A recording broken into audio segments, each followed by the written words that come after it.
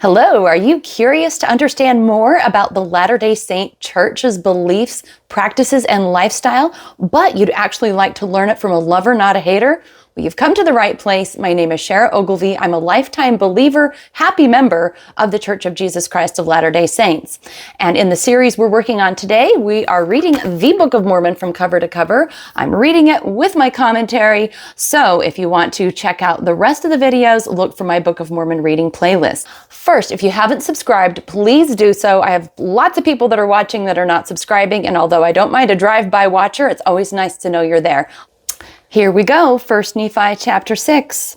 The little summary at the beginning of the chapter is Nephi writes of the things of God. Nephi's purpose is to persuade men to come unto the God of Abraham and be saved.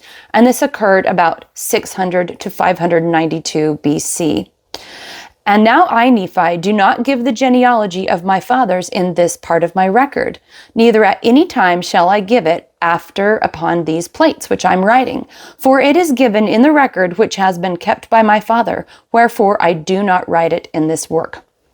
For it sufficeth me to say that we are descendants of Joseph. And it mattereth not to me that I'm particular to give a full account of all the things of my father, for they cannot be written upon these plates. For I desire the room that I may write the things of God.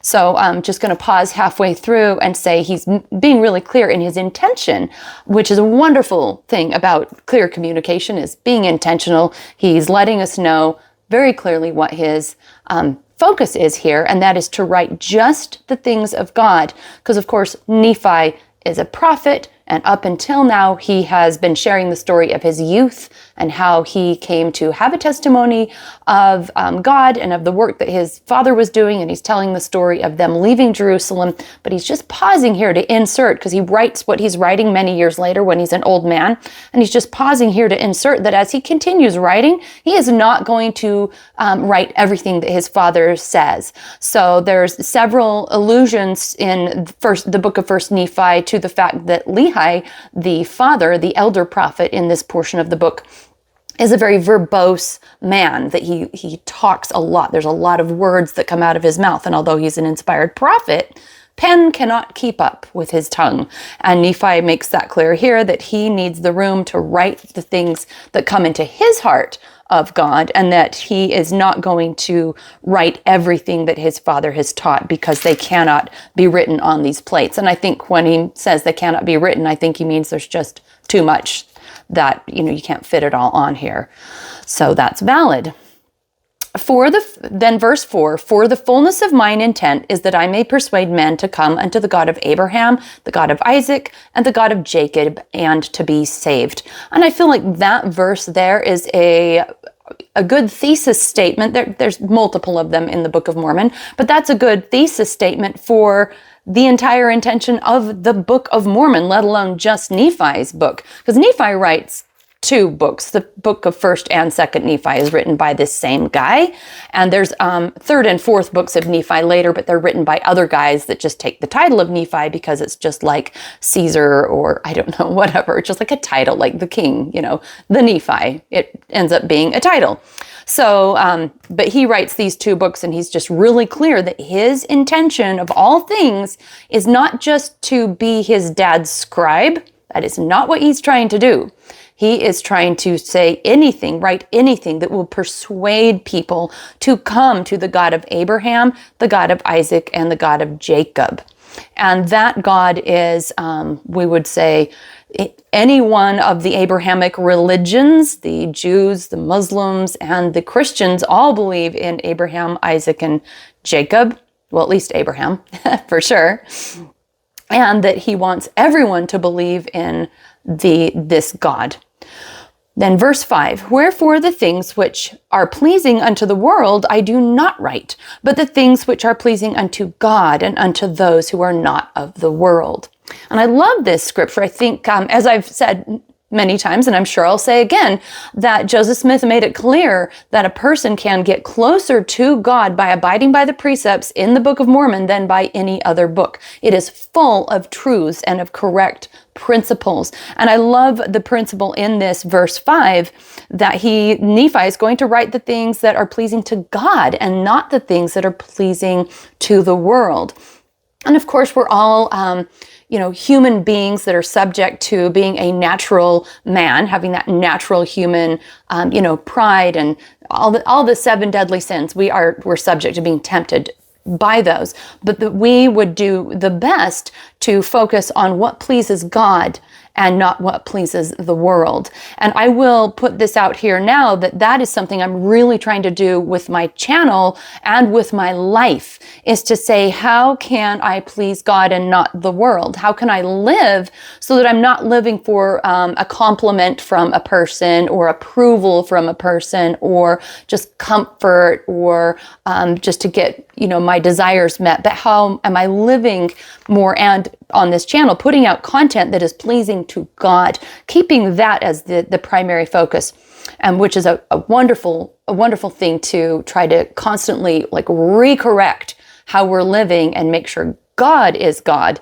and that we're not putting anything else ahead of him.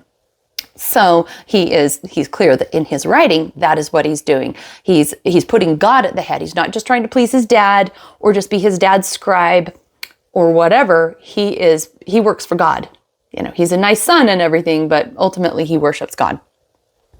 And verse 6 is the last verse. Wherefore I shall give commandments unto my seed, that they shall not occupy these plates with things which are not of worth unto the children of men.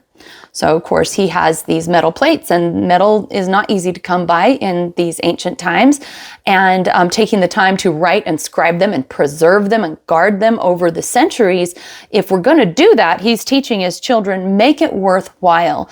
And I think that's, just in closing, 2 thoughts. I've got a little story I'm going to share before we're done. But in closing, that is something that is so wonderful about Scripture in general, and then specifically about the Book of Mormon, is you can ask yourself, why did they go to the trouble, the scribes, the interpreters, those who preserved it and passed it on, why did they go to the trouble of putting this story in?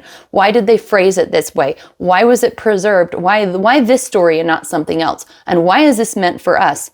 And of course, as members of the Church of Jesus Christ of Latter-day Saints, we believe, and I believe, that the Book of Mormon is for us during this time, that the specific themes and principles in the Book of Mormon are specifically for these modern times, with the kinds of troubles we have with the very complicated political systems, the complicated economic and social systems that we live in, that the kinds of difficulties that we see and deal with show up, the themes and patterns show up here in the Book of Mormon, and it gives us templates of how to navigate. And I know that because I've read this book many times, so I completely agree with that.